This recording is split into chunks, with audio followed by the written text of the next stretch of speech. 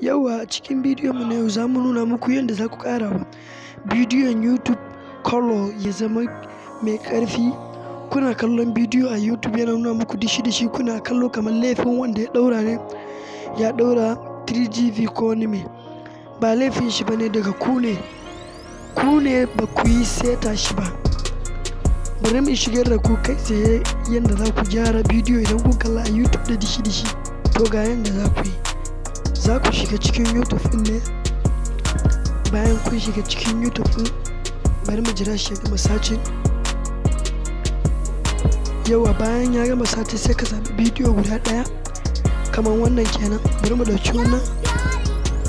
Bayan mun ɗauke shi, a sama idan ka danna screen ɗin zai fito ma da wani abu a sama, da kalla wani setting. Bari mu danna shi. Yauwa bari mu danna. Kuna kallo dai ko?